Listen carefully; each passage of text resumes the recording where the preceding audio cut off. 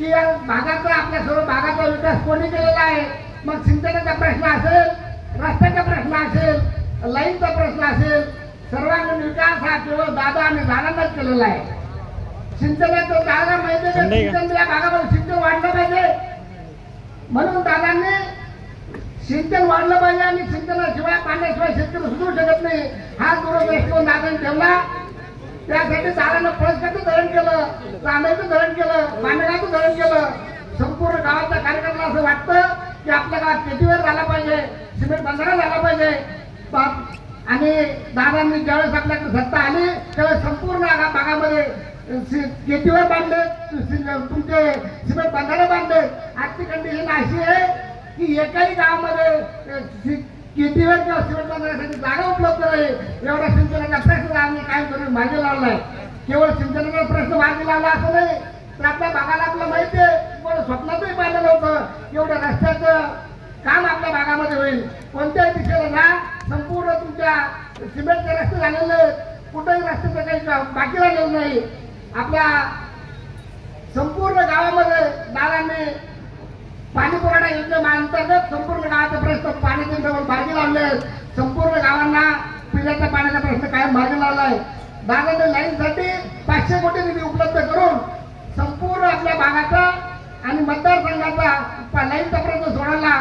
तालुक्यातील जवळपास 1000 जणांना पगार चालू केले। घार फेरे उंच आकाशी तिथे चित्त पिलापाशी या म्हणीप्रमाणे दादानं दादाचं आपल्या भागावर लक्ष आहे। राजचे म्हणजे त्यांनी एवढी मेहनत केली आणि मग त्याच्यानंतर ते देव झाले आणि तुम्हाला एवढा आशीर्वाद आहे। आता तुम्हाला स्टिकर लावायचं काम नाही, तुम्हाला काहीच करायचं काम नाही। दादांना लावला शेंदूर झाला देव, तुम्ही सुद्धा जे म्हणलं ते पद तुम्हाला भेटतं। तर दादाचं असं आहे, आधी चंदनासारखे घासा आणि मग जनतेला पुसा, आमचा वास येतो कसा।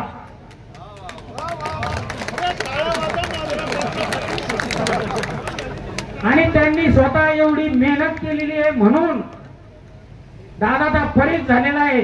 लोखंडाला जर फरीस लागला तरी त्याचं सोनं आता होतं म्हणून तुम्हाला सर्वांना दादांनी पद दिले, तुम्हाला भरपूर असा माल कमवायला मिळाला। तर तुम्ही, माझी विनंती अशी आहे की आता 13 तारखेपर्यंत तुम्हाला जर जास्तीत जास्त लीड जर मिळून देणं असेल तर थोडा रात्रीचा दिवस करा आणि जास्तीत जास्त मेहनत करून येणाऱ्या 13 तारखेला आपले आवडीचे, आपले लोकप्रिय उमेदवार गरज आहे सांगण्याची।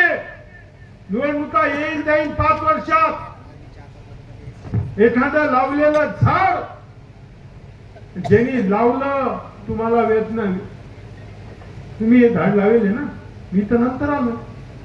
खरंय का खोटं आहे? तर हा म्हणत नाही, म्हणत नाही, आपलं झाड आहे ना, हे तुम्ही लावलेलं झाड आहे। कोणी जर बाहेरचा येऊन सनी त्याच्यावर घाव टाकीन करण्याचा प्रयत्न करीत असाल, तुमच्या सारख्या प्रत्येक कार्यकर्त्याचं रक्त सळसळल्याशिवाय राहणार नाही। ही पुन्हा सुद्धा 13 तारखेला मनात असली पाहिजे, ही मनात असली पाहिजे। रावसाहेब दानवे जालन्यापासून जळगावचा रेल्वेचा सर्वे केला, रेल्वे बोर्डानं मान्यता दिली, फायनान्सनं मान्यता दिली, नीती आयोगानं मान्यता दिली। कॅबिनेट प्रस्ताव पडू नये, 7000 कोटी रुपयाचा प्रकल्प रेल्वेचा आहे। जर कधी मी निवडून आलो आणि पुन्हा केंद्रात मंत्री झालो तर भविष्यात तुमच्या भागातून रेल्वे धावणार। पण या रेल्वे धावू राहिल्या, रस्ते येऊ राहिले, पिण्याच्या पाण्याची व्यवस्था होऊ राहिल्या आणि या मराठवाड्यामध्ये संभाजीनगर जालना जिल्हा पुढे चाललाय हे काही लोकांच्या डोळ्यात फुटतं। सगळेजण षडयंत्र करतात आणि म्हणतात की जर हे इतकं पुढे गेलं तर या जालना जिल्ह्यापेक्षा सगळ्यापेक्षा जालना जिल्हा पुढे जाईल, म्हणून सगळ्यांनी एकत्रितरित्या जालना जिल्हा टार्गेट केला। पण मी माझ्या गावाशी, माझ्या तालुक्याशी किंवा माझ्या जिल्ह्याची नाळ सोडली नाही। तर मी ग्रामीण भागातला राहणार आहे, मला जाणीव आहे की ज्या लोकांनी मला मोठं केलं त्यांच्या समस्या आहेत, त्या समस्या सोडवल्या पाहिजे। आणि जर तुम्ही आता मला मदत केली तर पुढच्या काळातही समस्या सोडवण्यासाठी मी अहोरात्र प्रयत्न केली घोषणा करतो. आणि त्यामुळं निवडणूक आता टप्प्यात आली, जवळ आली. अफवावर बळी पडू नका.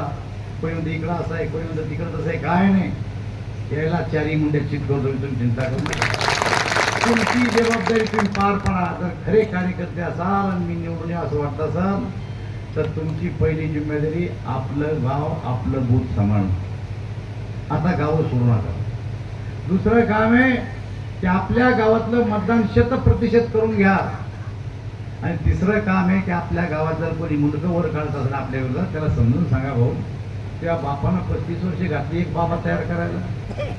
आता या बाबाला खाली वरतून दुसरा कोणता आणतो? आता एक रावसाहेब दानवे तयार करायला तुम्हाला 35 वर्ष लागलेत. आता दुसरा रावसाहेब दानवे करायला 35 वर्ष लागतील पुन्हा. आणि त्याच्यामुळं त्या भागाशी जोडलेला, या भागाशी कनेक्ट असलेला माणूस, त्याच्यासाठी जात पात आणि पक्षभेद विसरून सगळ्यांनी मदत केली पाहिजे.